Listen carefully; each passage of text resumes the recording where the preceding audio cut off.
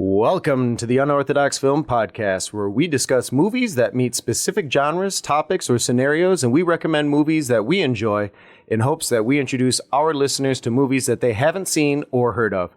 With our guests, we discuss movies that we have seen before and engage in conversation based on our memory and recollection of our enjoyment of those titles. At the end of each episode, we roll a dice and select one of the recommended titles to watch together. We will then discuss that film on our next episode with fresh eyes and determine whether the film holds up, as well as explore the film in a more detailed and critical discussion. Hello, everyone. I am Bradford Clark, and with me is my co-host, Joseph Sheldon Quick. Hey, how y'all doing out there? And tonight our guest is Nate McDonald. Last week, we made recommendations for horror films with Chris Warren and randomly selected Brain Scan from 1994. So we will be talking about that one. And then later, we will be discussing recommendations for 2000 action movies. So action movies that were released from 2000 to 2009. So first off, hi, Nate. What up? Welcome to the show. Thanks for Pouring having my me. little drinky poo. There you go. Sizzle, sizzle. I had to say it like that. Yeah. Would you turn the gain down just a little bit for me, Joe? I know we were trying to fix something, but I sound like James Earl Jones, and it's making me uncomfortable. Oh, well, I also turned that. Yeah, okay. Yes. Hi, Nate. Welcome to the show. It's been a long time coming. We had you. You were kind of a silent guest when we had Rodney on, and you were kind of observing. And now it's the opportunity for you to come on, and we've chosen to talk about the 2000s action movies, which I'm excited and delighted to do.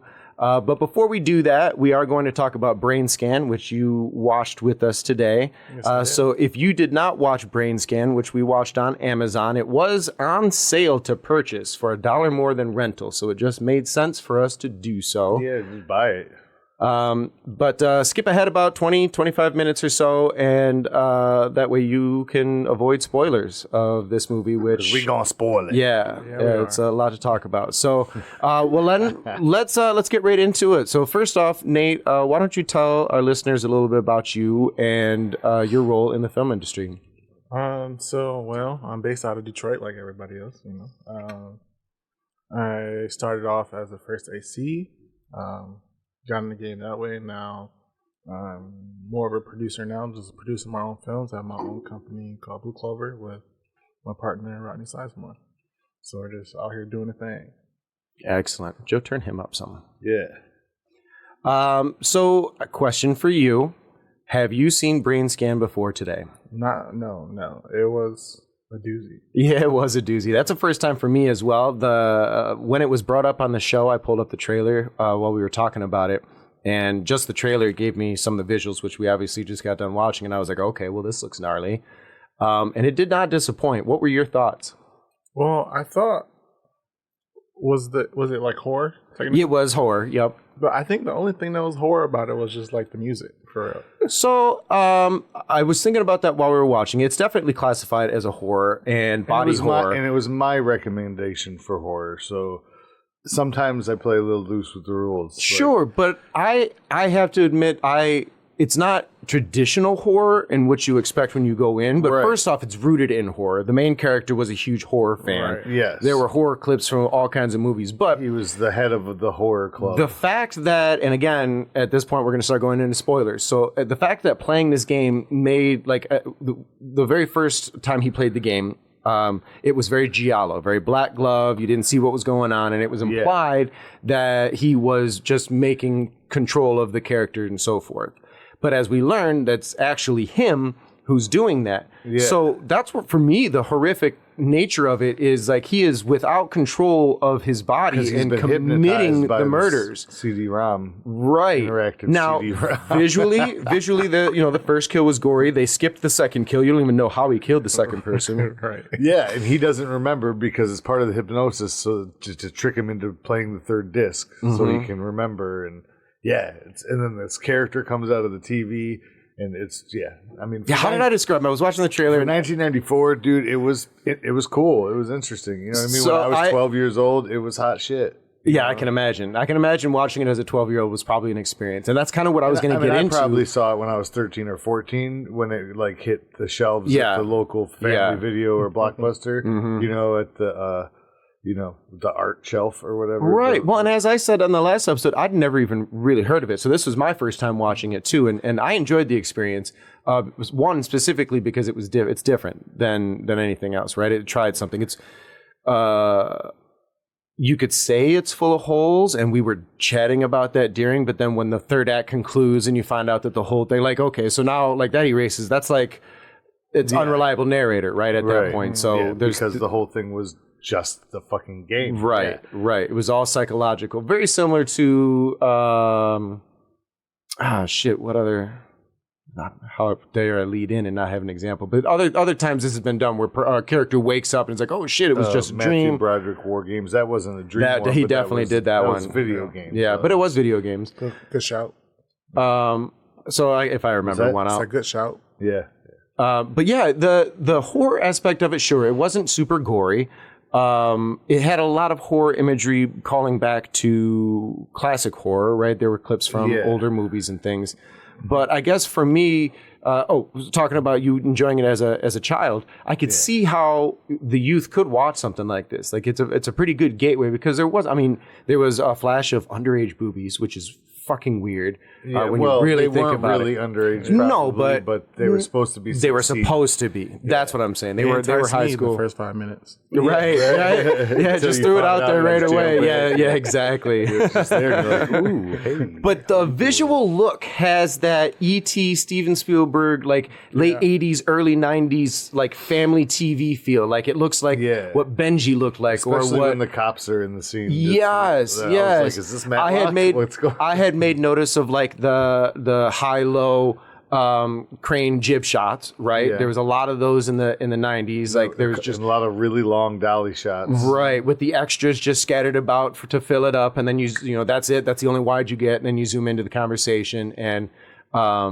so like film style wise, it didn't do anything that was stylistic or different, but I don't think it had to because the content was so original. Yeah, I think, but it was doing what was popular in that day for that type of movie. So it was trying to be something, but it was also trying to break a mold. And I think it did that, but I also think it came at the wrong time.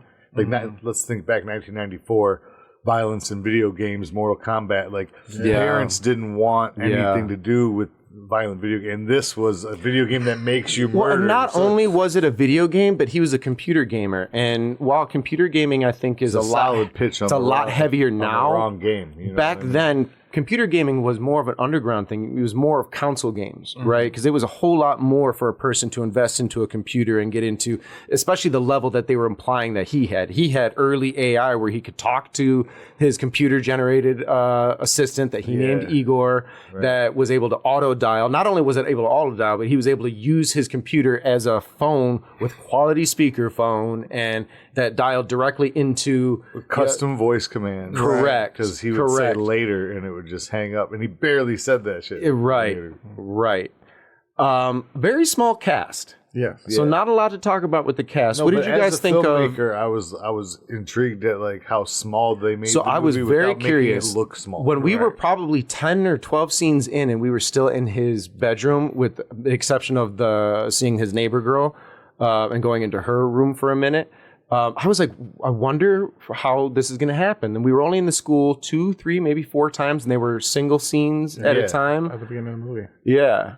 Maybe once at the end. Right. And then his couple strolls to the neighborhood, but otherwise it was always within his room. Even only one murder did we actually go into the field to experience. Everything else was done. Yeah. Well, no, I guess 3 and 4 you were there, but that was the third act. And the third one was when he was running and is trying to escape. And I did like they kind of like pulled out, like, because you were like first person in the first one. The second one you weren't there, because you were supposed to be convinced. The frame got wider as you were in the game with him. You know what I mean? So you could see more of what was actually happening rather than being fooled by the hypnosis. Like, it was nice. It was well done. Question for you guys. This is a movie that is heavily influenced by technology and the technology of 1994.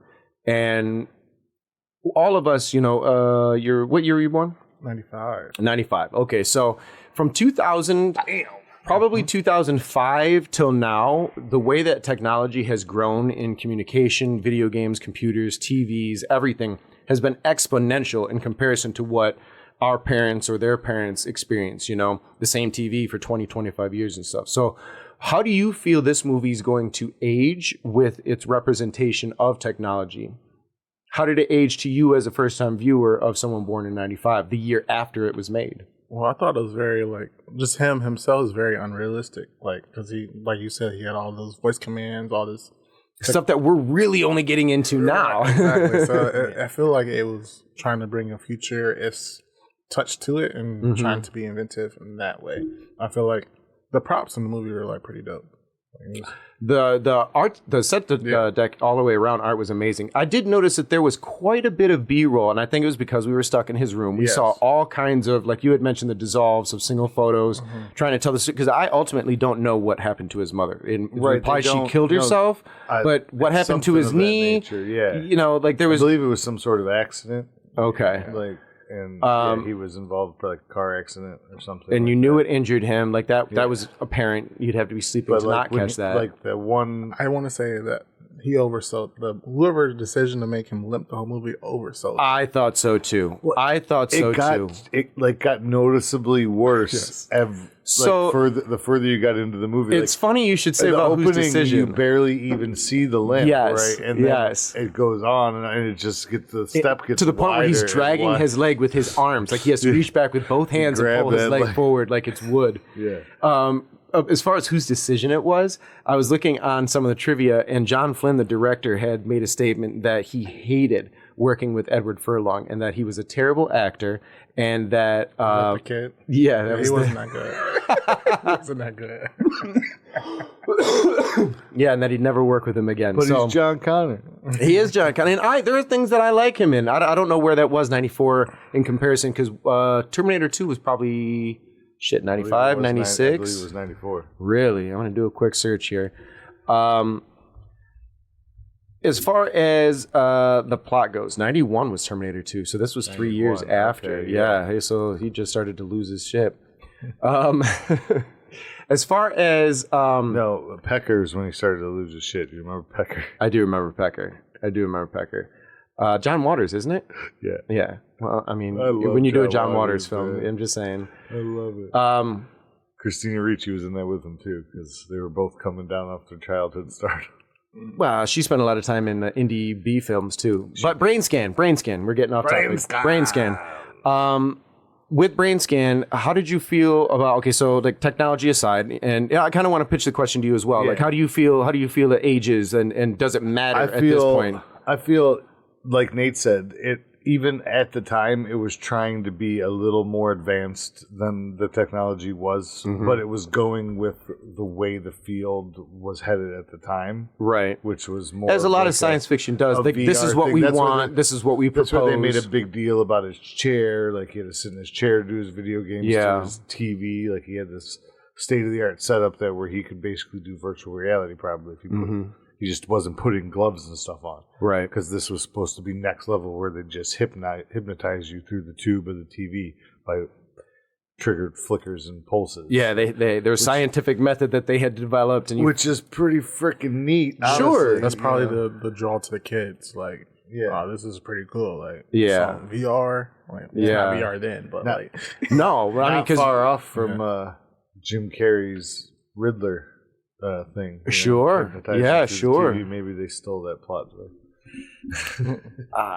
Borrowed. Yeah. Reinvented. Reused. Repurposed. I wonder if anybody from that production was on that. Anyway. The bad guy, Trickster. Trickster was so cheesy, dude. But I mean, as a young teen, looking at all the cool music they had in there, too, you know what I mean? So very of the time, very 94. Yeah, with that fucking red mohawk mullet. The craziest, because I thought he was a vampire when I saw the trailer way back, and I had asked, and he goes oh, maybe. But, I mean, that's regardless, because it was obviously designed to be of that gothic look. So I have a question. Yes. Long pointy fingers. No spoilers. Again. Oh yeah, we're all open on spoilers for this section. Right. So, was he really him? Or was that just? I didn't understand. So I was waiting for an answer to that because I wanted to know when he had made that announcement, they were in her room and she woke up and then the camera showed both of them over her shoulder. So like I imagine if it were me and I wanted to imply that it was that just Edward Furlong was in her room, I would have him struggling by himself. Right. But he was melding at the time and they showed over her shoulder that happening. So she had to have fucking seen it. Right. But then again, it's like. But then at the very end, it doesn't matter because it was all part of the game. Yeah, exactly. Yeah. And to me, ultimately, I don't think she saw that. You know, like it was all in his head, you know what I mean? Because he's hypnotized, right? If it was really happening, she saw him fighting with himself, some weird, crazy shit. And yes, that would have been a good time as a filmmaker to maybe showcase that. But yeah, but they didn't. No. So the question is, or the answer to the question is, I don't fucking know. The answer to the question is what you guys summed it up is it was in the game, and right. And ultimately, they did say that they found out. You know, they knew his name, and however they scanned him when he made the first phone call, and he got zapped right then. That was how they extracted his story and everything else to play into the hypnosis. So yeah. I guess that's the answer. Like it is him because it was all his. It's all in his psyche. Yeah. It's all a chemical reaction that's happening presently in his brain, which was still the day of the party and not a whole week later. Right. Okay. Second question: did he really kill the first person? So that's weird because the dog at the end, bringing the foot that. Also, I forget what happened to the foot after he got it back. I thought he buried it. He did bury it? Buried it in the okay, woods. So that dog knew where it was buried. That's why the dog gave it back. He was like, all right, I got your number. I'll be back for this. Right next to the path that one probably walks him on every day. Every single day, several times a day. It's probably in his backyard. So then I guess the implication is he really did murder the first one. But I guess so, because at the very end, Trickster's like, no, wait just a minute. And then there's the dog with the foot. And you're like, well, no. Yeah, what? But then that's mid-90s. It could have just been one of those, like at the hey, give us a sequel. The filmmaker might have been like, all right, that's the end of the story, and the studio's like, yeah, but what if we, Could have been. some the weird stingers that were pre-Iron Man and post-credit sequences and stuff. The ones that are like, hey, maybe there'll be a sequel, like and the Big Trouble in Little China. Why is the demon on the back of the truck? I noticed a heavy use of fog in all of the haze in all of the outside scenes. It like noticeable. It wasn't thin. It was like when he was going through the daytime, the foot scene with the dog, I think is the one. It was big boofs behind him, and then going across the foreframe of the camera was like the little bit of hazies. Yeah. And I think I even saw when he was hiding in the bush what looked like the spike of a light behind him, behind the fog there, and then it was casting his backlight and onto the leaves and stuff, and that was too low for that to be the sun at the time. Yeah, sure. It's one thing I did notice about the older films is like almost every shot is like black backlit. I'm like, yes, there's a style. Well, so there was a time, and it's I think since digital and since high def, with high def being able to demonstrate more details of what's happening with lower light. More and more you're starting to see the playing around with removing that. But back then, up until probably the 2000s, the rule was always 3-point lighting, right? You've got your key, you've got your fill, and you've got your backlight. And that's what I think I meant when I was talking about that look that had like a big, because it wasn't a stylistic look. Everything was evenly lit. The backlight was to separate your talent from there was no background. real lighting difference between that and episode of the 1990s Goosebumps or Uncle Buck. You know what I mean? And that's TV, film, and in comedy, horror and comedy. So, but a very similar, really the only time you got stylized look was in his bedroom or when he was quote unquote in game. Yeah. Right. And even that was just like, during the hypnotizing. Right. Yeah. His room is probably the lowest lit. Yeah. He had some weird shit. Did you see that giant like fish tank bong looking thing he had that was just bubbles, in the foreground every now and then? Just bubbles of water. Just bubbling water. No fish. Yeah.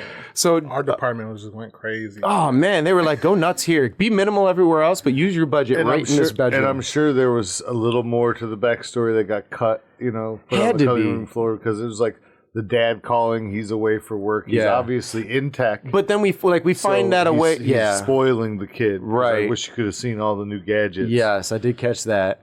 There was also a scene that felt like it was there. Something else happened. Like the girl was apologizing from the window, and like he threw the newspaper out. Yeah.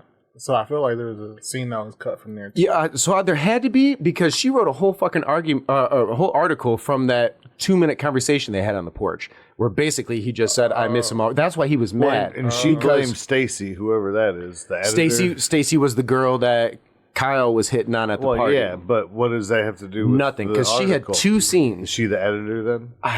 And where did the rest of the article come? Like, what?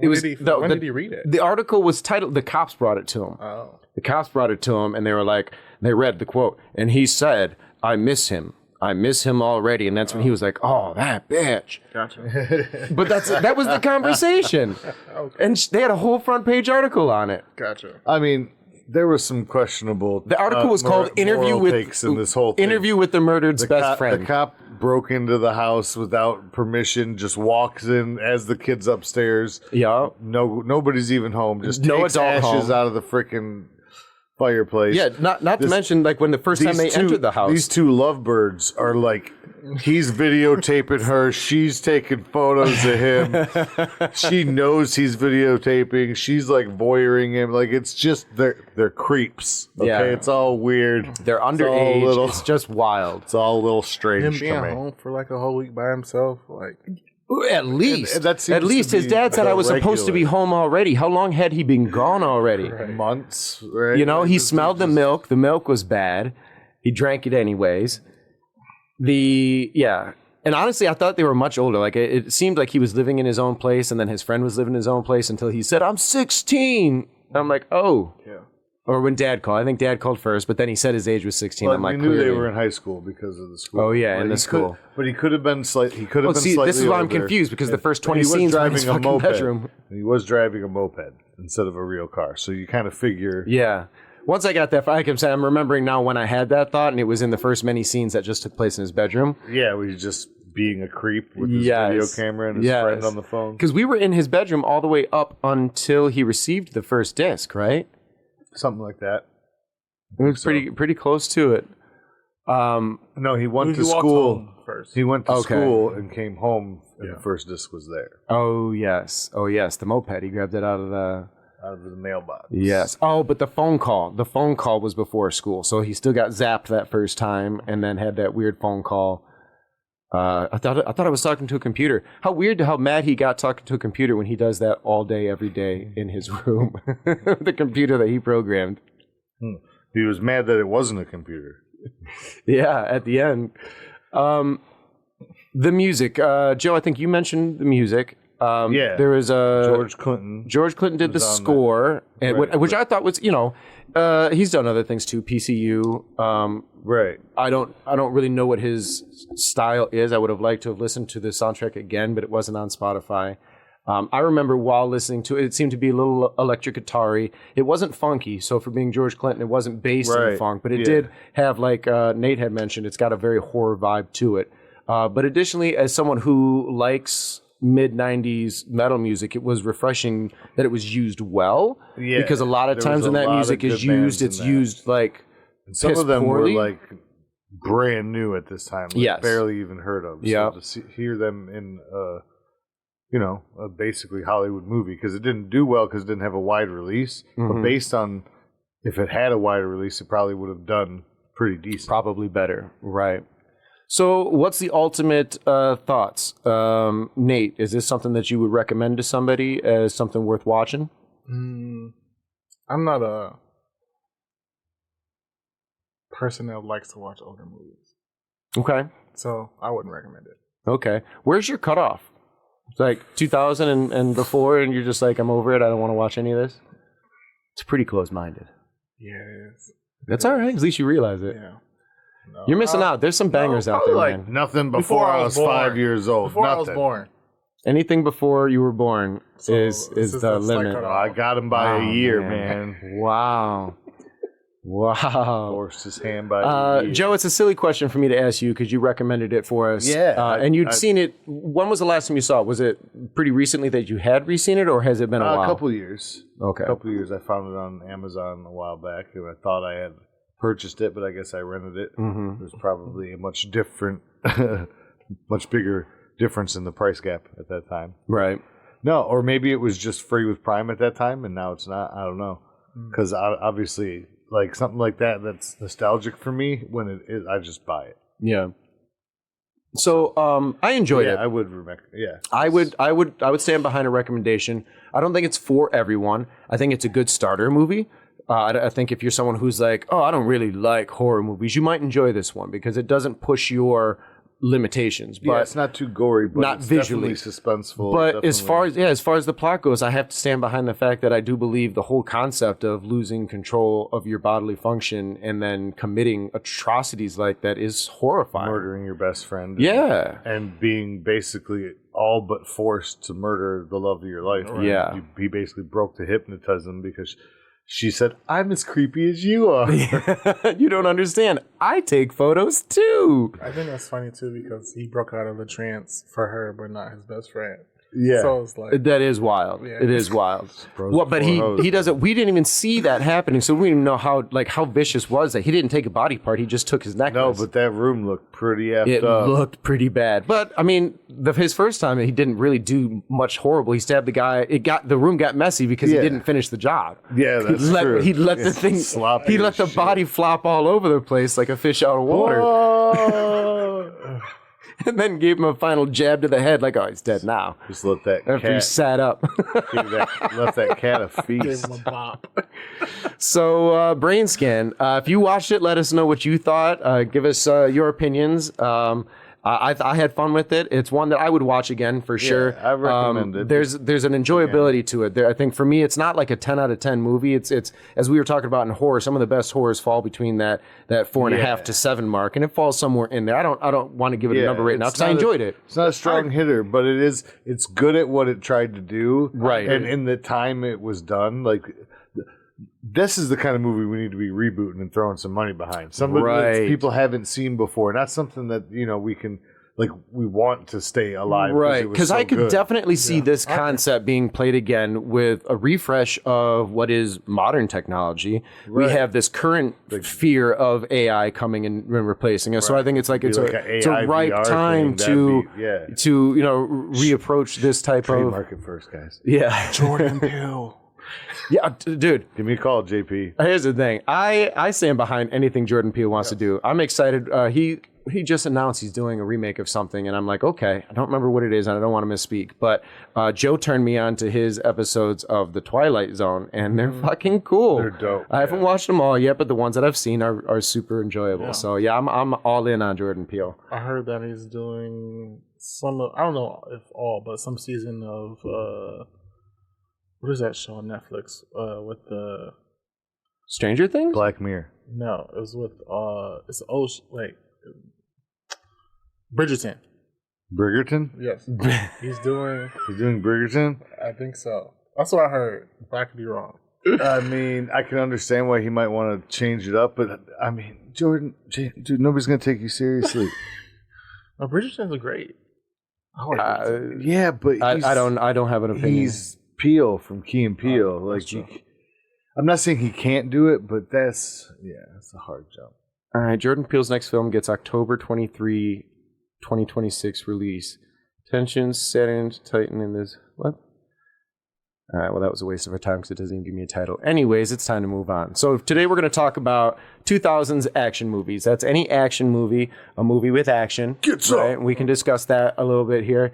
But that was released in theaters or on video or just somewhere for us to see from the year 2000 to the year 2009. So if it was made in 1999, like The Matrix, that's why we're not talking about it. And we probably wouldn't talk about The Matrix anyways, because you should already know to watch it. And if it came out in 2010, then that is also not eligible. So we all agree on that. Do we have any other parameters that we want to go into that you're like, I just don't want to talk about this type of movie because I don't think it's an action movie, or are we all just kind of loose and goose with it if it's an action, if it's a movie? I think when we decided on it, that was a pretty tight. We were like, no, that's a full decade. That's, but then, and I think we're good on that, right? Yeah. I don't have any. But cut loose to when let's get your reactions just of how, because when I started looking, I was just like, oh, my top was blown. Yeah. At how many influential action movies in that 10-year span, in that decade. Yeah, there was a lot of influence in there. Some franchises, some, I don't want to say reboots, but some reinterpretations. But overall, there was a huge stylistic change from, you wouldn't know because these movies came out before you watch them, but 1990s action movies had a different had a different flavor and flair to them than what was presented in these 2000s, which is kind of where my motivation to ask where our parameters were, because a lot of these, and I'm okay with exactly how we're playing it, because I think any tighter, like Joe said, that would just make it weird. But these are all different. Not one of these plays in the same formula that a Sylvester Stallone movie or a Schwarzenegger movie or a Van Damme movie or, you know, like John Woo movie. None the of 90s them. ones. Yes. He grew too, but the 90 ones were like Face Off was all just oversized explosions, you know. Right. Not that a certain Michael Bay had to filmmaker learn didn't. it I would say from not that someone. there isn't a certain filmmaker who was pretty heavy in the 2000s. But that being said, Nate, we're going to start with you. We usually offer our guests the first opportunity, unless you're scaredy pants and you want myself to start today. Gotta say it that way. Just one movie? Yeah, start with just one. And no particular order. So the order in which you present them isn't like, we don't do top rankings or anything like that. This is just however you want to start the conversation, and we'll go from there. So when we thought of this topic, the first movie I thought of was The One. Jet Li's the Jet one. Li. Jet Li, The One. That is with and Jason Statham's in that, and who is that? Delroy Lindo. That's his partner. Jason Statham's partner. I think so. Yes, but that movie is ingrained in my childhood because So good. you know, as a kid, you like go in front of the TV like, Yeah. I am the one. and Jet Li's hands is crazy. Only one. In that movie, they be fighting, they be scrapping. That's Highlander. They scrapped throughout that whole movie. Even at the end when he gets sent, no spoilers. But Yeah, so at this portion, we don't do spoilers. Gotcha. So thank you for the stopping one yourself. is great. Yeah, you gotta check it out. I was That one falls in at 2001. It's not a movie that... I'm sorry, Joe, I'm taking your turn. You go right ahead. No, go Before right- I do no. that, do you have anything else you want to say about it? I don't mean to What do you mean jump you're you taking my that. turn? Just go this way. Okay, so I have not seen The One. I have no real good excuse for it. I was watching movies back then, so I don't know how me and my friends didn't end up seeing that one. It must have just come out when other things were there and we chose that over whatever. But I stupidly is probably not the right word, but there was a period of time where I wasn't watching a lot of kung fu type movies because that style of Foolishly, movie naively. it just doesn't, they just don't hit me because like the wire work stuff and the over the top martial arts and things. There was a period of my life where like once you've seen one, like not that you've seen them all because that's disrespecting the art that they have. It just didn't hit me in the entertainment area. And so now I'm just so far behind that I've got to get back to them. And that was the era, and I hope because it was saturated. This out of anybody's list, but like Crouching Tiger, Hidden Dragon, and all those like It was huge. We were really large, inundated with a lot of them. You know, Jackie Chan was huge. Man, obviously, Jet Li was huge. I mean, but even at that time, you still had, and this is something that amazed me, the amount of Steven Seagal and Chuck Norris movies that were still coming out into the early aughts. Like, almost that whole decade. I'm like, okay, go ahead, guys. Yeah, like, no just do hate, it. but not for me. yeah, back then too, it wasn't necessarily about the plot of the story. It's about who's the big actor in the movie. Right. So if you like the actor, you're like, okay, I'm going to see the movie. There was. I mean, he had a huge run. The One was like somewhere near the end. Is this the one? Yeah, it's the alternate version of himself. So it was like it was sci-fi. It was, and I've seen. And I love sci-fi, and there's not a lot of action movies that cross over into sci-fi. There's enough, but not a lot. So when it does happen, I'm all. Yeah, so this is definitely one that I would like to check out. It's been recommended, and people talk about it, especially Jet Li fans. They love this one. So it's definitely one that I would watch. Hell yeah. Have you seen it? Yes, several times. Yeah? Okay. Highly recommend. It's just good cinematography, good acting, good sci-fi, you know? And you said Delroy Lindo. Let me see. I love Delroy Lindo. I could be wrong about that, but I'm pretty sure. No, you're 100% right. And Carlo Gugino and dude. Jason Statham. Yeah, Okay. I'm telling you, it's star-studded. All right. And a lot of them are like just starting out. Yeah, Jason was just starting out, right? Yeah, he Yeah, still had 2001. hair. He still had hair. Still There were trying a to couple pull of that movies, off. yeah. Didn't he have hair in Lock, Stock, Two Smoking Barrels? Or he wasn't in that? He was in Yeah, he was in that. Yeah, but I think he still had a shaved head, but like in this one, like he was like, oh, I'm not clearly brain. You could put a wig on it. Did he have enough hair to comb? Like not really, no. It was like, yeah, you got to watch. Okay. No spoilers. Well, it's on the list. So you had suggested the conversation move this way. Do you want me to make the next recommendation? It doesn't matter to me. Let's do that today. That Okay, yeah, fuck go you for up it. too much? Not at all. I'm good with it then, because so I've got some like Joe has said. You know, there's been some pretty iconic ones, and then there are some ones where I feel like are falling off the conversation, and I don't know when there'd be a time for me to bring this title up. And I was like, you know what, this definitely qualifies. It's going to be different than any of the other movies that are mentioned, Don't but you do it. I'm going to do Go for it. Team America: World Police. Oh, okay. Fuck yeah. Dude. So America. Team America: World Police is, and first, any opposition to that being an action movie?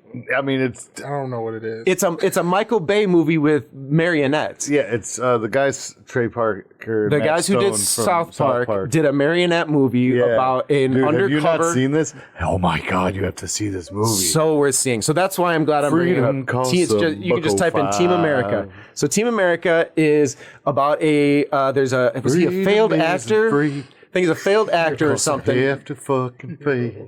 But he gets. File.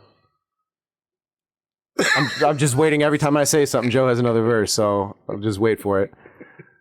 Yo, You don't want to get your dicks and your pussies all mixed in with your assholes. No, because dicks fuck assholes and dicks fuck pussies, but.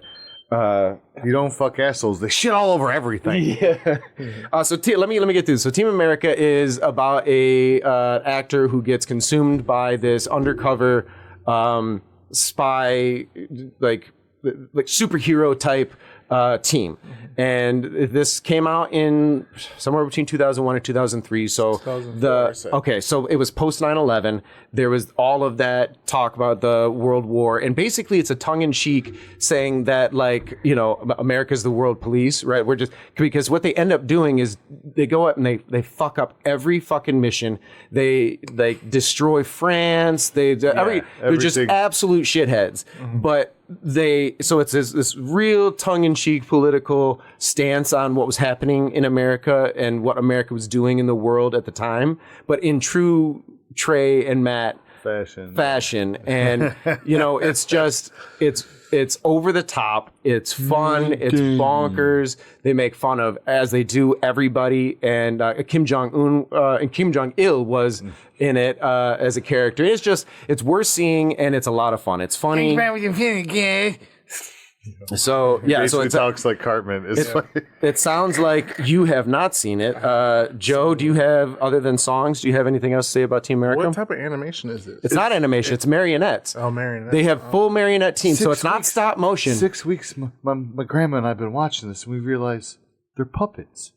They're fucking marionettes is what they are. Yep, they're marionettes, which on a string. So like this, and the dancing sex scenes.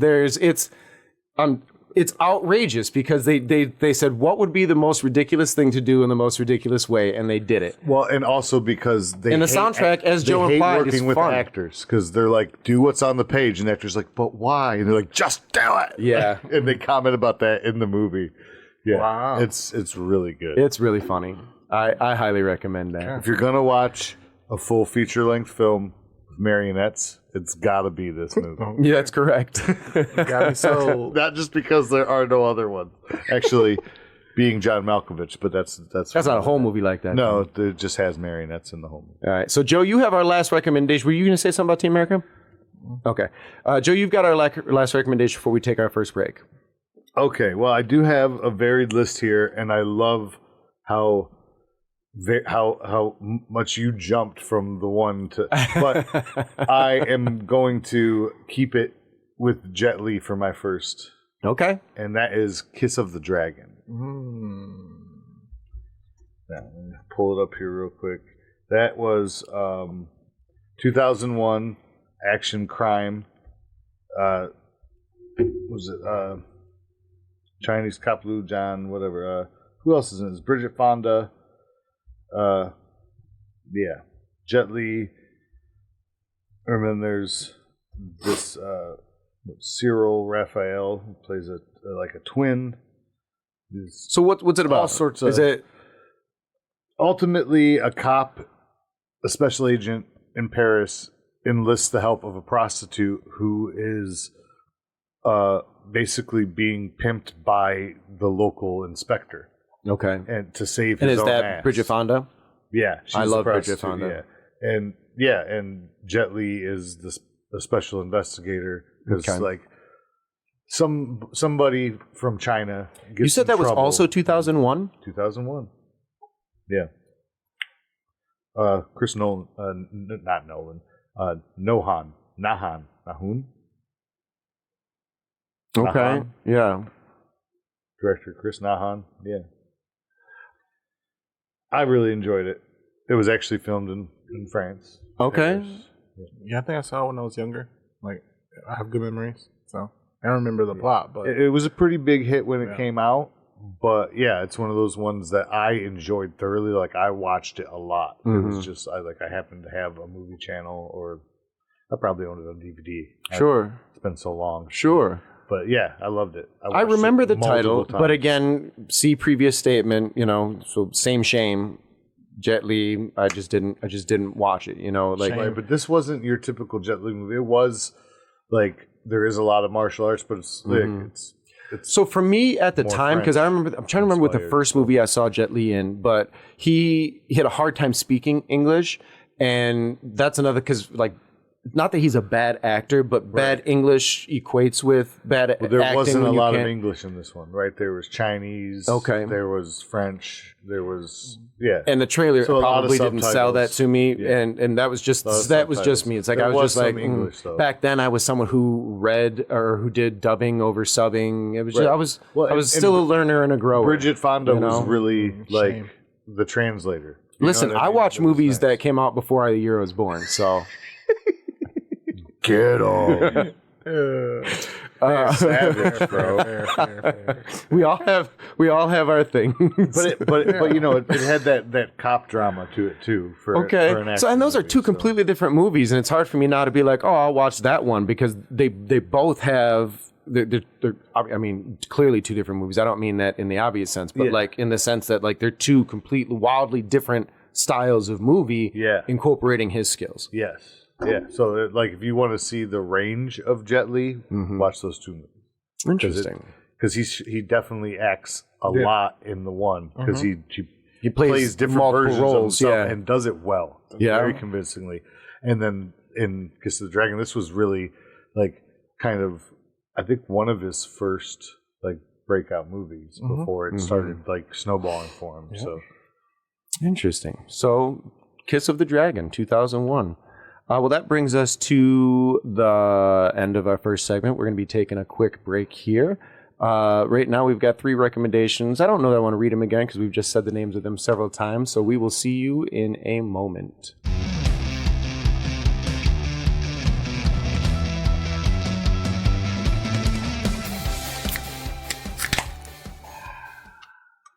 so refreshing.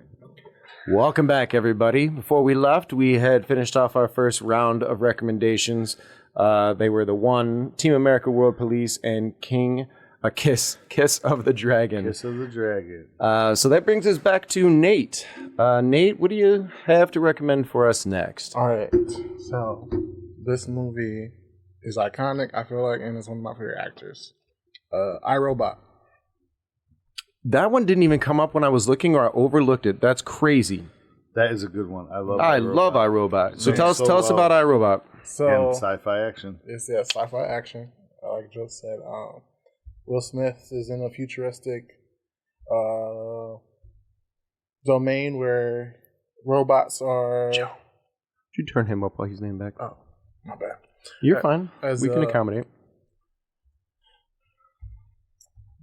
He's a detective, and robots are used for like maids, helpers, their cars drive by themselves. Everything is They've taken over all service jobs. right, Mm-hmm. exactly, and then just go bad. And he's a detective that hates robots, so he's the one that goes to fix it, basically. Yeah. iRobot is a fascinating movie, and what's really fascinating to me about it is it's based on, I don't remember if it's a whole book or a collection of short stories, but it's based in the world that Isaac Asimov created, and he generated what he called the rules of robots. Yeah. And robots have 5 rules, which are mentioned in the movie, and that is the guidance in order to, keep them, keep you safe from. And the movie and his ultimately his literature was a warning against relying too much on letting technology take over. Like Joe had said, the simple things, we get lazier and lazier. What I think is most fascinating about that is Asimov, I believe, wrote in the 60s, maybe 50s, but 56, somewhere in 50s and 60s. Somewhere in that, so now here we are. This is 2004 when this movie came out. So 40 or 50 years later, and, we're looking at it again and what the fears of it are. But now, 20 years after that, we're still not learning our lesson. And we're even further from. Yeah. Yeah, it's crazy. The singularity is approaching, and everybody's getting lazier with their own brains instead of like focusing. Your brain is the computer for your body, and I don't want to digress too much on that. Yeah, it's funny because I was having a conversation the other day with somebody, and they were using Google, which is already like a search engine that you can help you find any information. Yeah, but they're like, Google is so annoying. Like, I just go to GPT or whatever and just search it up. Yeah, because people are doing searches on GPT now. Yes. Which only makes sense because it operates by sourcing and seeding information from the internet. So it's basically just going to use Google or whatever the best search result is. Yeah, but what he's saying is people are too lazy to think of the proper question to ask Google because all you got to do is think of the right question. Right. You are using AI to think up the question. Well, and honestly, that's an extreme example. That's probably the most modern. But like, I spend a bit of time on Reddit, and some of the subreddits that I'm on are for like specific games or something like Premiere, like specific. And people will go in there and ask questions, and I'm just looking like, man, you had to log into Reddit, click into the sub, and then open up and type a question that you should have just typed into fucking Google, and it probably would have sent you to the right Reddit subreddit anyways to give you the answer. Like, I don't understand. When I worked in sales, I worked with a lot. It's not my subreddit, Brad. Bro, when I worked in sales, I would get questions a lot from my coworkers because I was the younger guy by like decades. And so there's a lot of questions that would come to me, and I got tired of it. So what I started doing is I say, you know what, I'll go ahead and look that up for you. And then I don't know if you're familiar with it, but there's a website called I'll Google That For You. And you just go to the iGoogle. I did not know that. So what it does is it's a skin over Google. You type in the question that they could have just typed. So whatever they asked me, I typed in, and instead of giving me the search results, I send them a link that sends them to I'll just Google that for you, and it types it. When you click on the link, it opens up Google, types in the question for you, and so they're all like, "Man, did it have to be like that?" I'm like, "Man, could you just open your computer and type it into fucking Google instead of walking all the way across the Salesforce so it makes to me?" them sit through all this. Yes. That is brilliant. Yeah, I think it's let me Google that for you, and I think it's the initials. But if you Google let me Google that for you, yeah, dude, it's so much fun. I'm using that. But yeah, iRobot is it's one of those movies where you could passively just watch it as an action film, but truthfully says a lot. It has a great I think story having it, yeah. Will Smith as the actor who portrays that, opposed to anybody else in the era of 2004, he has that humanity in his performances that allows us to really see into that. Like, if you were, because I think, was that a Spielberg? But if it was like Tom Cruise, who did Minority Report as an example, like there's just a difference in what you take away from that same script 100%. Based upon Will Smith's performance. So I think it's a solid recommendation. Me too. Yeah, good one. All right, so If you have not seen it, check it out. I am next in the order. I like that we are all obviously on different pages today because that's going to give us a nice varied list. Yeah, we always have a nice varied list, but I'm always trepidatious about will we have one. You know, we always do, but I'm always like, So this one might get some groans, but I have a reason for it. And I do think it's a movie. Yes, I do think that this is going to be a movie that there are still people out there who genuinely enjoy it. And then there are going to be people who are like, wasn't there a better series that you could have talked about? And I specifically don't want to. Yep. And that's Gone in 60 Seconds. When Gone in 60 Seconds came out, so Jerry Bruckheimer produced, so it's got a look, it's got a established... This would have been on my list, but I knew it would be on his. Like, there was no question in my mind. Like, don't have to bring that one up. That's a Brad choice. I love that movie though. Great fun. Yeah, so it's in the era of Nicolas Cage, where Nicolas Cage was still making good performances and solid movies. This one came out. This one just made the list at 2000. And talk about star-studded, dude. Angelina Jolie was at her height at the time. Giovanni Ribisi is in it. Timothy Oliphant in a super smart Delroy Lindo, my boy. Right. Love so it's funny. It's got that car action and excitement that another franchise that may come up. It definitely in a couple of years after that took a whole different direction. But what I like about Gone in 60 Seconds is its appreciation for the older style. Right, it incorporated like the modern luxury cars. It had Eleanor being the old 68 or 64 or whatever it was. Definitely spotlighted on how the old guys in the business made it and how old cars could be stolen differently. Correct, even when modded. And I think that in that era, because that was in an era where it was right at the cusp of the change in action movies of the 90s to what would become the 2000s, and Bruckheimer was big in the 90s. Yeah, there's that. It has, if you were to watch that in comparison to some of the other movies on the list, it's going to have that flair to it that is reminiscent of a bygone era at this point. Yeah. And I think that's why I really wanted to recommend Gone in 60 Seconds. It was a good one. Yeah. I enjoyed it. Are you okay? Are you sure? Because you just went through a wall. Yeah, I fell in love with Timothy Oliphant right there. Same, dude. Right there. I was like, who is that guy? And then he started acting more, and I was like, thank Christ he wasn't just that guy. Yeah, that fucking line, dude. Have you seen Gone in 60 Seconds? I have once. Okay. It's on a cusp. Yes. Oh, it's got Scott Conn. Conn's in it. Yeah. Yeah, I mean, it's just a stacked fucking cast. It is. It really is. Joe. Yeah, so... to keep it spinning and to keep you guessing, I'm going with 2007's action comedy Hot Fuzz. Simon Pegg and Nick Frost. Hot Fuzz is a 2007 buddy comedy action film directed by Edgar Wright and written by Wright and Simon Pegg. Pegg stars as Nicholas Angel, an elite London police officer who is resigned to investigate a series of gruesome deaths in a West Country village.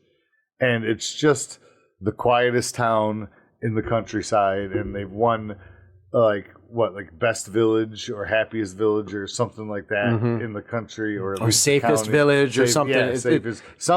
It's a little Pleasantville type town in outskirts England. And to win this, the residents will stop at no means.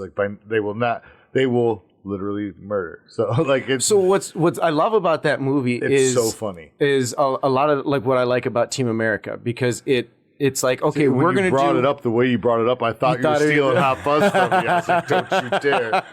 No, I wouldn't, because similarly to Gone in 60 Seconds, you knowing that I was going to take that, as soon as I saw Hot Fuzz, I was like, oh, I'm going to definitely wait on Joe to mention that one. Thank you. And what I love about it is the fact that like the main characters are big fans of action movies. And that's a nod what Edgar Wright and Simon Pegg do a lot of. They did the same thing with Shaun of the Dead. They take what they love and they write into it. But it parodies perfectly the things that they love about it without it being too parody. Like it took it in a serious way, but you knew, like the jumping the fence. The jumping the fence thing was hilarious. If you like Bad Boys, Watch Hot Fuzz, because it is literally a parody of Bad Boys, a British parody. Right. Like they almost, I'm not going to say like a shot for shot remake, in no way. No.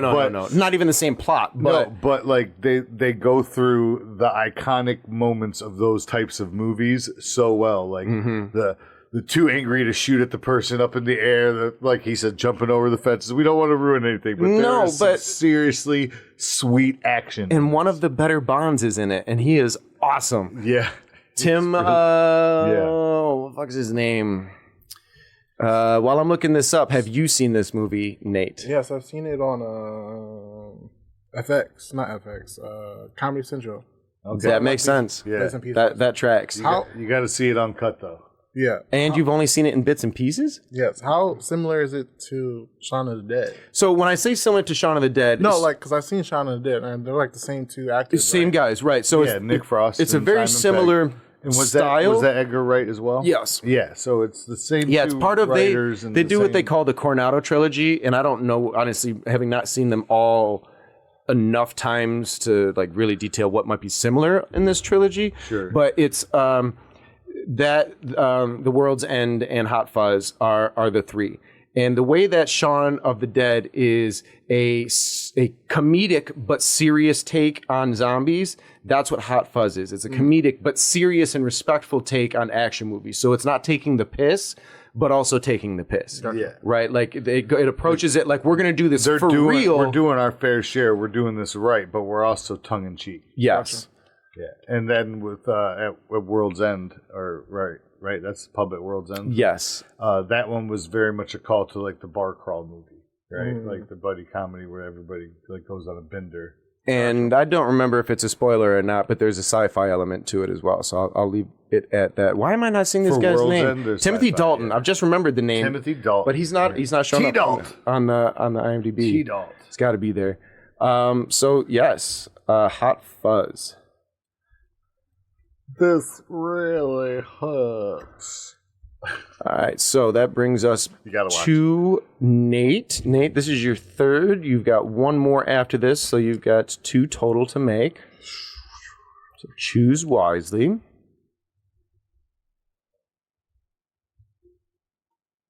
While he's looking, I think I was a little bit excited when I was talking about Gone in 60 Seconds. So real quick, I'll describe the plot. It is about Nicolas Cage is a trashed out car thief who gets pulled back in for like this job where they've got to steal 40 high-end cars in a very... He was running a go-kart lot. Yeah, very limited amount of time, and then he brings the team back together in like a... to save his little brothers. Yeah, and played by Giovanni Ribisi. 11, what is it? Ocean's 11 type style, very old, right? Yeah. And then it plays out like that. So I did forget to plot that out. So I just wanted to say that. So, but Nate looks like he's ready. Okay. So the next movie I recommend is Jumper. Really? Ooh, okay. So I recommend Jumper because that's Hayden Christensen, right? Correct. When I was a kid, the superpower I would want is teleport. Hell yeah, man. What is it? Telekinesis? Teleportation. Teleportation. Got you. So like you see it in the movie, like you do the things that you do as a kid if you got teleportation. Like you grab some money, you go sneak in some places, and then you hide it all in your secret vault. Yeah. And he went all over the world, and it was dope. Like, I mean, I'm not gonna lie. One of my favorite X-Men was Nightcrawler. Yeah. That's basically what he did. Yeah. So it was a movie based on people that can teleport, and there's people that don't like them people, and they try to hunt them down. And people with other powers and stuff too, right? Okay, so there's a whole world of different type of powers. So the plot of that movie. Or am I confusing that with Push? No, that's Push. That's Push. Okay, no. So there's not a whole world. Just He's not the only one. He's not, and there are people that are aware of them and don't like them. Got you. So I honestly liked the trailer for this movie. The rules. I liked the concept of it, but I hated Hayden Christensen's acting so much in Star Wars that I didn't want to have to stomach him leading another movie. You think maybe he hated the director? Well, first off, I have opinions on that. And since then, he's been decent. Decent. So I don't. There was something I saw. But There was I a agree serious. with you. There was He a drama shitty in movie I Star saw him Wars. in where he did surprise me, and I don't remember the name of that one because it was a lower indie B tier type movie. I think. Was it like a drama? It was a drama. Yeah, the whole movie was a drama. Locked In. It was about locked in syndrome. I think maybe it wasn't called Locked In, but it was about locked in syndrome. I where, don't like, recall. getting, That doesn't sound familiar. like going under an anesthesia for surgery, and like you're still conscious. But No, you was he a can't lead in move. that? Because he was not a lead in the He movie was I a was lead. talking about. Yeah, so it was a small because he just kind of came up. I was like, holy shit, and wow, he didn't piss me off. Like, but it didn't go backwards from there. So I never saw that's Jumper. good, that's good. Joe, it sounds like you have. I have seen Jumper. Yeah, I liked it. It is in some ways strikingly close to this Chris Evans movie Push, but This is a fun movie. So I mixed up some of the plot points there, so I apologize for that. But no, I enjoyed it. Like he said, for the reason of, if you had teleportation, you would do the things this guy's doing, regardless of we're a fraternity and we do certain things. And he's like, I'm not doing shit. I'm an orphan. You know, like he didn't have anybody, so it all made sense to me. It was a good storyline. It wasn't something that, like, I was like, I got to revisit that. But I enjoyed it when I watched it. And I've watched it more than once, but probably only the second time. Like, I never went looking for it, but I didn't turn it away when it was on. Yeah, and I'm older and wiser now, and a little. Well, let's be honest. There's a lot you haven't seen. Like That's what I'm saying. Every episode of this podcast is really there's just what so many. hasn't Brad seen. There's so many movies out there, and I always give a reason why, whether it's not a proper reason. It's the reason. Not everybody's so, as dedicated as me. But Flushing their life down also, the movie drain. what Wholeheartedly. What really disappointed me when it came out was that it was directed by Doug Liman, and I love Doug Liman movies. He brought us a movie I'm not going to mention, but he's brought us a lot of good movies. Why don't you mention it? Because someone else may mention it later. That's the only reason why. See, well, I don't even really know who that is. So. But if you mention the movie, then I'll be like, oh yeah, that was the Doug Liman movie I was talking about. Righteous. Fair enough. Yeah, I guess we already mentioned one. All right, so You're next. brings it to me. Oh, excuse me. Okay, I'm going to go with, I believe it was 2008, but Joe Carnahan's, it's 2006, Smoking Aces. Ooh, good one, dude. Yeah, Ryan Reynolds. Jeremy Anthony Piven, Garcia. Common, Anthony Garcia. Oh, so many names. the Jeremy Piven. Oh, Ray Liotta. so I many think people. Ben Affleck too, right? Yep, Ben Affleck, Peter Berg, Chris Pine. Chris Pine. Who's the dude who plays Chris Pine's brother, the big guy with the mohawk? I love that. Kevin Durant. Kevin Durant. So good, yes. dude. Yeah, so written and directed by Joe Carnahan, who had a really good, strong early career, and then I think he's still around. I don't know much of what he did. Like the last big one I paid attention to, and I didn't end up watching it because I was like, oh, well, he brought us Smoking Aces, and then he brought us A-Team.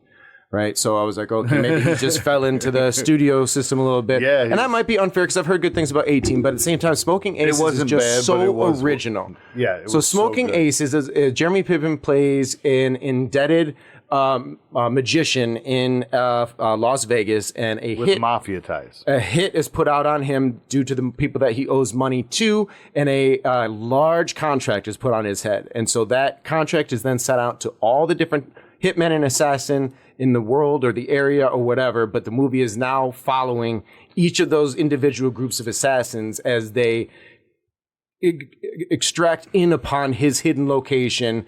And as they cross paths, you're introduced to new ones, or as like it's very new information is stylistic. given. It's very showing a new unpredictable. plot line. It's got a lot of fun performances. The script is very tongue in cheek and fun and serious. Like before, they used to use the term high octane. I think this is the movie that it came from. Yes. This thing turned it up a notch. Yes, I mean it's got probably one of my favorite emotional performances from Ryan Reynolds. It's just it's the most dramatic and was so emotional good. performance from Jeremy Piven. Yeah. I honestly. again, no spoilers from me on this one because I do feel you need to go in blind and watch this one. But it's fun and It's as Joe said, high shockingly octane. moving too. Yeah. Yeah. Because with how little time you spend with each of these characters, you care about them. Yes. You do. Yep. Even when you find out they're a piece of shit, you're still like, oh, but like to do this to them. Mm-hmm. Yeah, they didn't deserve that type of reactions. Or you understand their motives now that you're like, whoa, what a prick. And then at the end, you're like, oh, well, they were going to do that. Right. So, kind of understand why he was going off the... Anyway, no spoilers. Have you seen this? Again, it was one of them FX movies. Okay. I've seen bits and parts, but it reminded me of like... You were so young when it came out. Yeah. No offense. 11. But it reminded me Born in 95? Yeah, it came out 2006. Okay. 11. I read 2008 first, but he's right. You read that, but yeah. Yeah, it's right here in that front was of me, Iron Man. 2006. You keep doing that. I know I do. Yeah, it reminded me of like the energy of Crank. I don't know if you've seen Yeah, Crank. oh yeah. So, Oh, great movie. Mm-hmm. Yeah. Actually, almost on the list because it actually came out in this decade. So. yes. Joseph, But I didn't want to be too Statham heavy. Man. And Sure. because it is my turn and we've mentioned it, did I pick him? Hold on a second.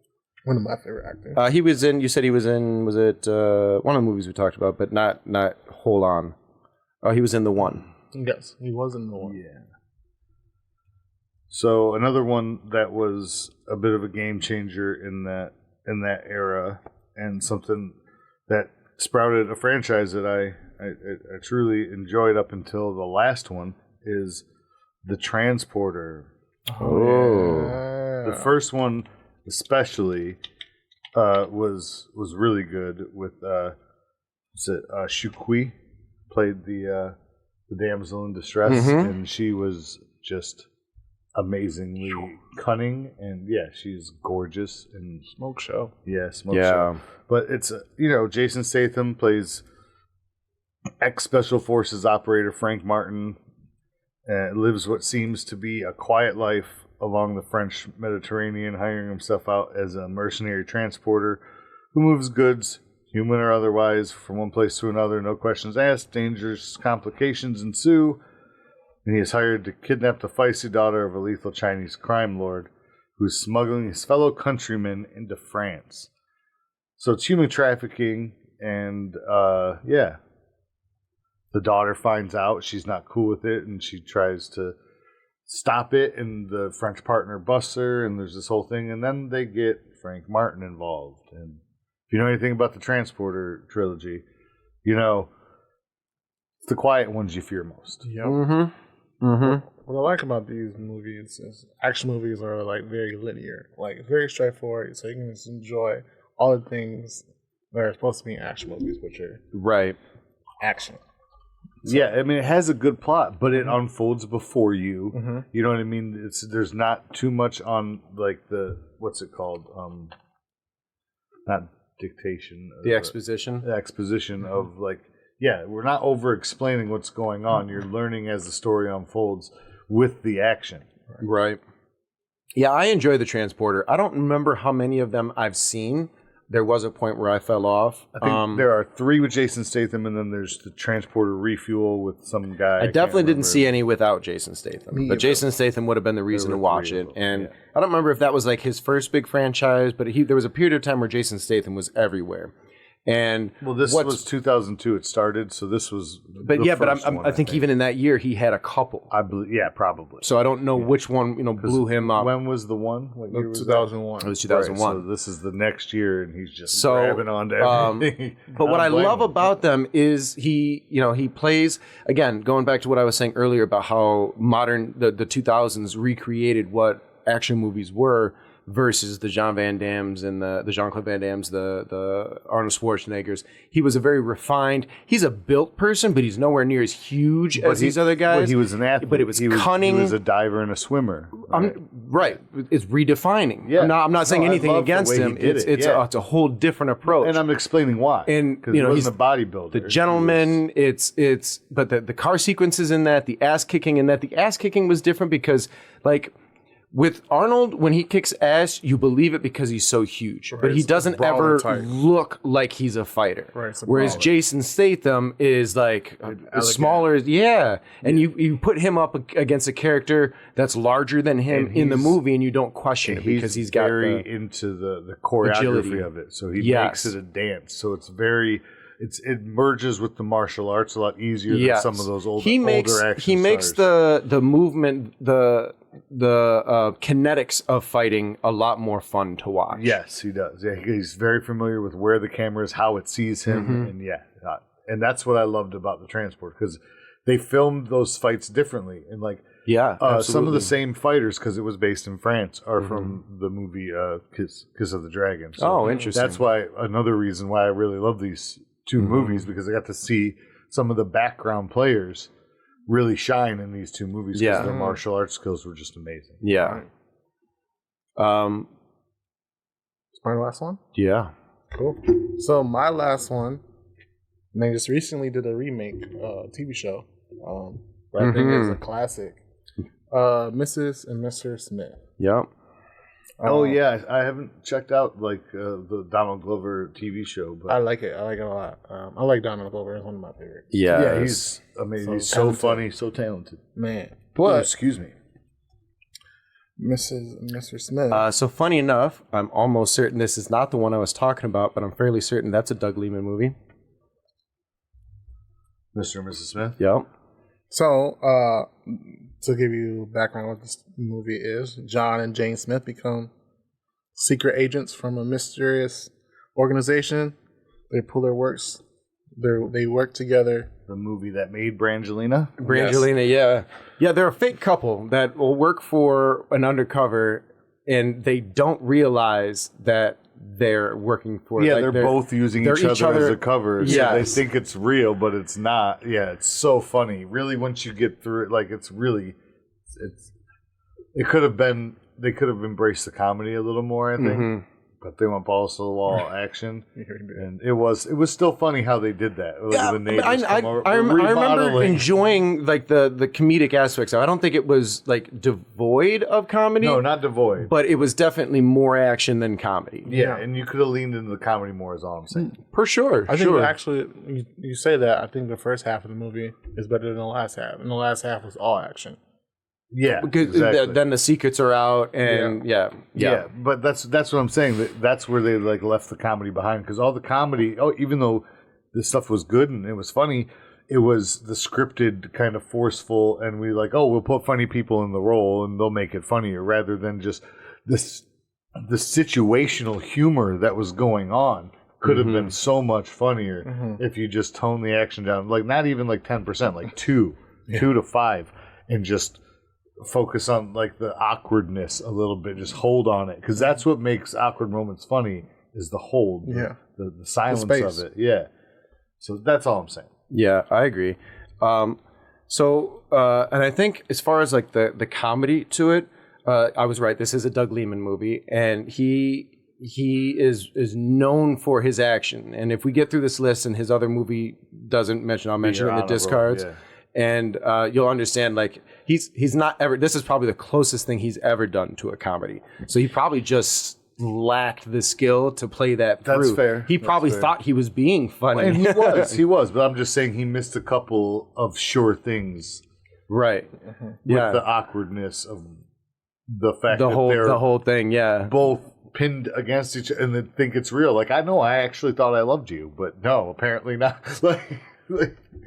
Yeah, that one's a lot of fun, and I think had the show not come out, it would have been a lost movie. Right, but I do believe, and I'm sure you can confirm, that Donald Glover is not going to let that comedy go to waste. Right now that they're spending more time on it. Yeah, I was going to ask, with it being a series, there's probably awkwardness. It's probably a different approach to it. It was good. It was really good. I'll definitely watch it. Yeah, it's been. I knew that I'd like it. I just... The growing list of hour-long TV shows that keep showing up on the number of subscriptions is it's been on what I call my hover list. Well, I'll hover. Yes. Do I want to start this today? And then I just go. So that's heavy on my hover list, but it's never made the click and it's right up there with later. It's right up there with The Last of Us, Fallout, all shows that I know are bangers. I've watched those. I was watching. I'm only halfway through Fallout. But that's because we went to Cali. Yeah. So I guess that brings me to my last pick, and I'm kind of torn because I have a few here that I really do like, and I kind of...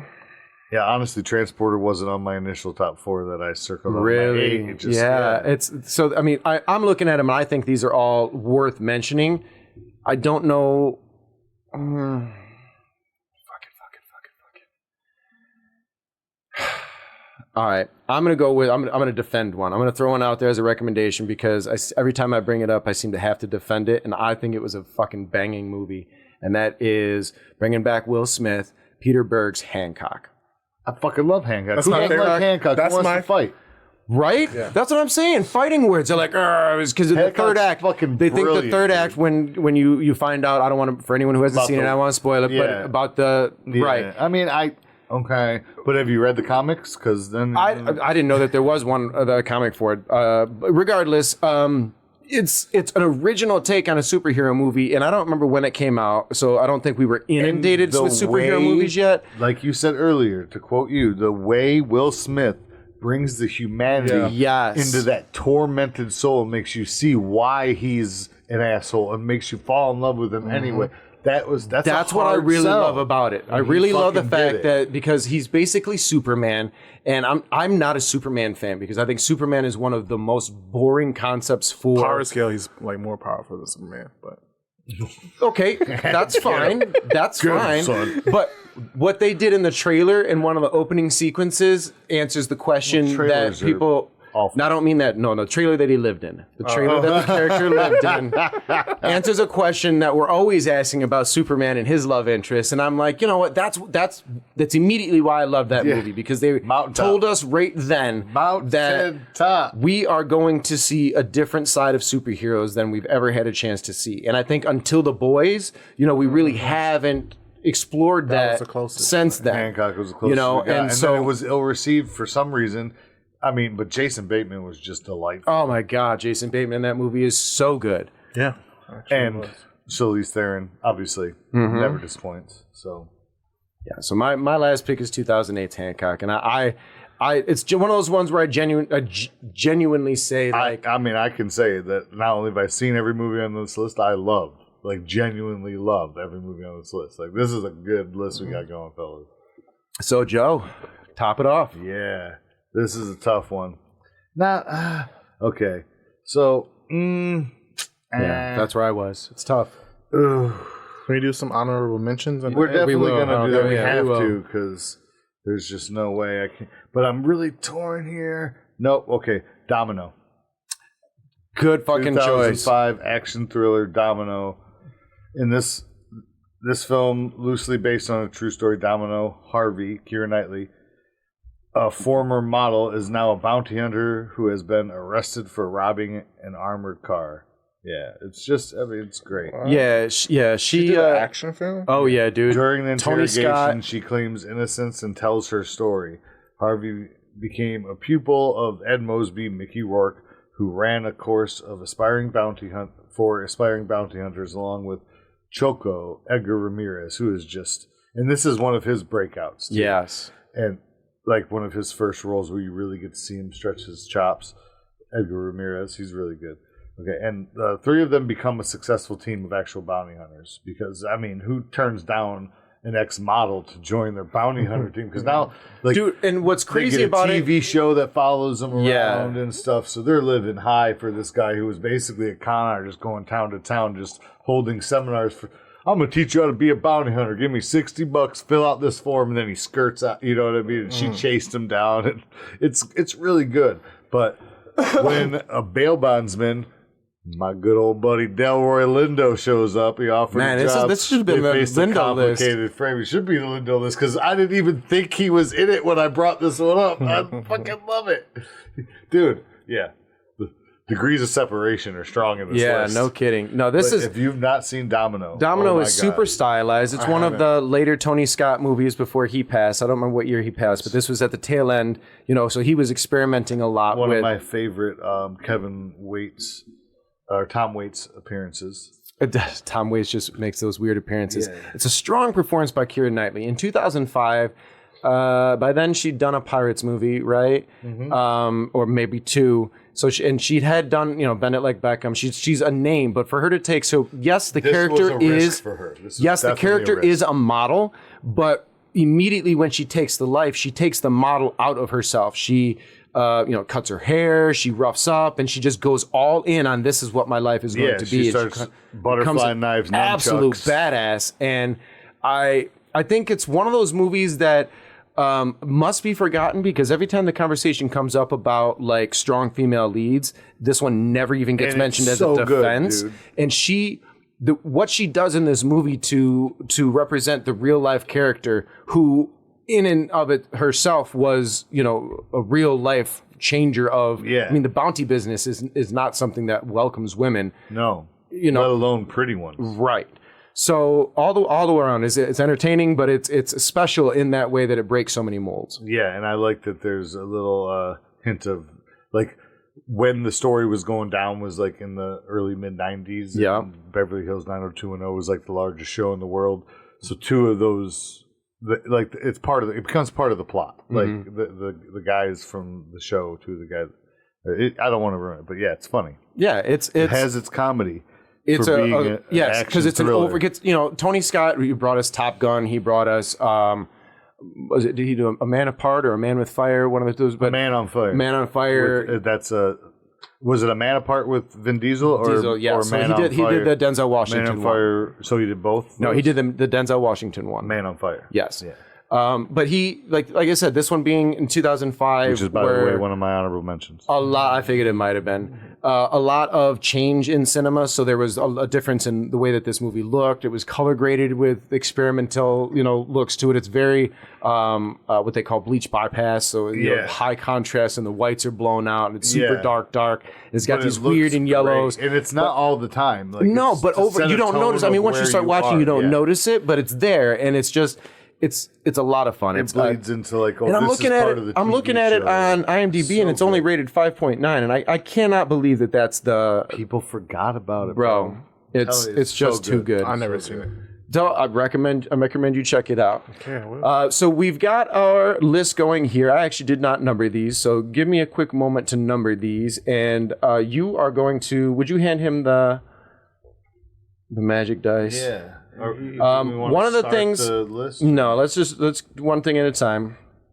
One thing. Yeah. I did look at where a lot of these things are available to watch. A lot of these are rentals this time, but they are all available. So none of these are off the table because they cannot be found.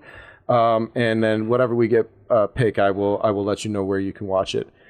So I've got these numbered 1 through 12. Give that roll.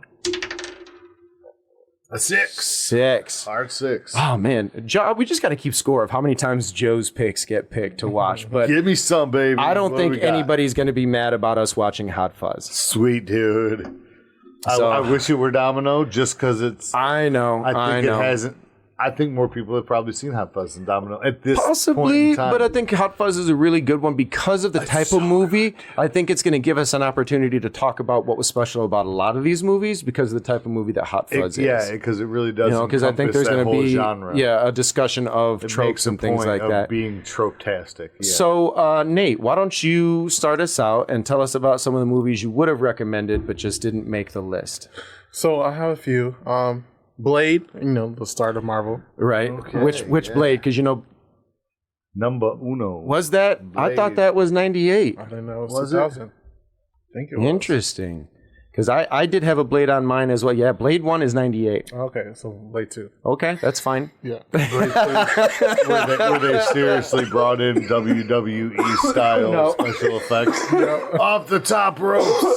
The mouth. The mouth opened up. Yeah, but they would always jump back. They ran up on the walls and then jumped down. Yeah. I'm telling you, watch Blade. He literally jumps backwards to hit the wall and jumps forward. And I was like, that's fucking wrestling. Dude, that's Guillermo del Toro too. Yeah. So yeah, I know. Born Identity. That's the Doug Liman movie I was talking about. Yeah. I mean, that was one like everybody knows that one. Like, right. Still, like that's iconic. To when we're talking about the first off, good on Doug Liman for being in multiple movies we discussed tonight. Yeah. Nice. But coming from that whole series and then Jumper there's comedy in that. There's comedy in subtle. Yeah, it's not a hilarious movie. I think the comedy comes from Matt Damon's performance or from what's her name? Yeah, Francesca. God. From Lola Run, yeah. Whatever her name is. Okay, then the next one. Nate don't give a shit about names. I really Yeah, that's fair. The Dark Knight, which is iconic. Yeah. Oh, so iconic. Yeah. Iconic. And another Will Smith, I Am Legend, which is one of my favorites. And then the last one I would say is Wanted. And that's Wanted, one of the James sweetest McAvoy, movies. Yeah, so Wanted came from Tim Bikatamatur. I don't know, he's Russian, but he had another movie that I was going to mention. I wasn't going to mention Wanted, not because I didn't like it, but because if I was going to mention one of that guy's movies, I was going to recommend the first one that I saw by him, and that's Night Watch. Oh, Night Watch and Day Night Watch oh is in his home language. I believe is Russian. So good, and it's a vampire werewolf movie, but so good, 100% action. Like it's not horror. It does gotta see it. It does what Underworld did, but I think better. Yeah, 100%. Like the 100 Years Wars of but it's just the Russian take so on it. Night Watch and Day Watch is so that I almost mentioned that. Running Scared with Paul Walker. He is. It's been a minute since I've seen it, so I might get some of the details. But I believe he works for or he's undercover with the mob. Yeah, he has to hide a gun. He was a gopher. He has to hide a gun that was tangled with a crime. He hides it in his house because something else distracts him. And then his younger brother or a street kid or somebody takes that gun. And now the whole movie is him trying to get that gun back while trying to save the kid. Now attached to another crime. Yes, and it just escalates and escalates and escalates. And that was a really good one. That was actually I was gonna put that one on for my honorable mentions, but I replaced it with one that I thought that I was contemplating over Domino. Got you. Another one that I was going to mention. It was between Smoking Aces and Lucky Number 11. I love that movie. Yeah. Lucky Number 11 has Morgan Freeman and Ben Kingsley as two of one particular city's highest kingpins, and then Josh Hartnett and the boss. Josh Hartnett as a case of mistaken identity. Yes. You've got Lucy Liu. You've got all kinds of fucking people in here, and it's just this Lucy wild. Liu is the happenstance. Bruce neighbor. Willis. You got this wild roundabout mercenary adventure that's just like it takes you places, and even by the end you don't know what's going on. I had Blade Trinity. I originally had Blade 2. I had originally Blade 2, but I personally like Blade Trinity more. Blade Trinity is so much better because of Ryan Reynolds. Yes, 100%. And Jessica Parker Biel? Posey. Oh, yeah, Parker Posey. Jessica Biel, yeah. But Parker Posey. For the ass, not for the funny. Yeah. Parker Posey for the funny, Ryan Reynolds for the funny. Surprisingly, Triple H for the funny. Yeah. He's kind of funny. Yeah, him walking in with that little Pomeranian was hilarious. I had the Bourne Identity. I had the Bourne Supremacy because I wasn't sure like which Bourne would I do it, but ultimately I came to your conclusion. Like it hasn't been out of the minds for long enough. Like I don't think I'd be doing anyone a favor by saying Bourne Identity. That's honestly why I left Blade, because Ryan Reynolds did such a good job of bringing that Blade trilogy back into people's minds this year. So. I had Once Upon a Time in Mexico, which is the end of the Desperado trilogy. Yeah, I thought for sure. But I was like, I don't want to highlight Robert Rodriguez so much that like, and I do worship the guy, but love him. Right, and Brad a little too much. He was Edward Furlong in Brain Scan. Second to that's the reason I didn't recommend Kill Bill or Kill Bill 2, because it's like obviously everyone. I mean, that's one of the Quentin Tarantino movies that people know, like someone of Nate's age probably hasn't seen Reservoir Dogs because it was made the year he was born. But Kill Bill is going to be in his recent. Get on. And I'll probably watch a bunch of movies that are sub. Fair enough. Yeah. And then the last one that I had that I was like, I personally like the movie, and I just don't know if I can say, okay, everyone's going to like it if I recommend it. But I'm throwing the title out there because if you want just to have a little bit of fun, Max Payne with Mark Wahlberg is a little bit of fun. I enjoy the stylistic approach to the video game. Very close to the video. I mean, they definitely. And if we're going to throw that one out there, this one wasn't on my list, but it almost was. Hitman with Timothy Olyphant. Yeah. It's, casual fun. Like, if you like the game, you'll like the movie. If you don't like the game, the movie's kind of just. Yeah. So those are mine. Joseph, what do you got? Well, I had a bunch of the ones that you just said, but to add to that, after Once Upon a Time in Mexico, The Rundown Yeah, Sean William in Scott. The Rock. and Sean The William Rock, Scott was a and, huge banger back in the day. Rosario Dawson and Christopher Walken as the bad guy. Like that's what got me. Yes. Is that the one that took place in like the diamond mines or in the jungle? With my gold. Yeah, that one. Yeah. So that was good. Man on Fire, right? Yep. I mentioned that one already. And Clive Owen and what's her name? Monica Bellucci and fucking Paul Giamatti and Shoot 'Em Up. Shoot 'em up, yeah. Shoot 'Em Up is so good. And if you want high octane, ridiculous, just fun unapologetic, fun nonsense action. Yes, Shoot 'Em I mean, Up like is just, so much to the point the that bullet count per minute is insane. they don't reload their guns. Like they fully acknowledge and wink at you that they know that what they're doing is ridiculous. This is like, hey, remember 1996? Yeah, and it just goes balls to the wall. Bang, bang, bang, bang, bang. It's super fun. There's literally a sex scene where they're doing a shootout, and she's like, it's so funny. I mean, it's Monica Bellucci. Obviously, it's hot, right? But it's ridiculous and hot. It's like it's how all sex should be. If you're not laughing, I don't know. Fair enough. Not doing it right. Fair enough. So,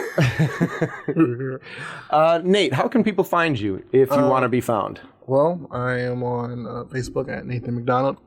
On Instagram _Nate.m_. And then I have a website called Blue Clover. And that's Blue, BLU, no E. Yes, BlueCloverProductions.com. BLU. Excellent. And Joe, how can people find you? You can find me by following this podcast or at Right now. chaotic_artisan on the gram. Joseph Sheldon Quick anywhere else in the world. You can find me at Instagram at Beeford Clark. You can find the show on Instagram at UFOstudio.Detroit. You can find the show's website at ufpodcast.podbeam.com, where you can find links to listen to the show, and you will also find links to our merch store, the UFO Bazaar, where you can find merchandise with our logo on it, but some other things like the Thank the Crew shirt. The Thank the Crew shirt and hoodie are available. Grip to ground adapter. Grip to ground adapter shirt. So we got some fun things over there, mugs, stickers, and mugs, so forth. all So sorts of stickers. visit us there. You can follow us on Facebook. Just look up the Unorthodox Film Podcast, and you will find us there. Or hashtag UFPod. All the links are down below. And you can find us on YouTube. So thank you, everybody, for listening. Please send us your recommendations of styles or types of movies that you want us to break down and make recommendations for. Join us next episode as we watch and rewatch. I've forgotten. What are we watching, guys? Hot Fuzz. Hot Fuzz. That's right. I had a Joe different wins list. again. Oh, that's all right. We're going to keep a track. My movies are good, too. Watch some of those on your own all time good. as well. But Watch we will them talk all. about Hot Fuzz. So thank you, everybody, for listening, and we will see you next time. Joe wins. Bye.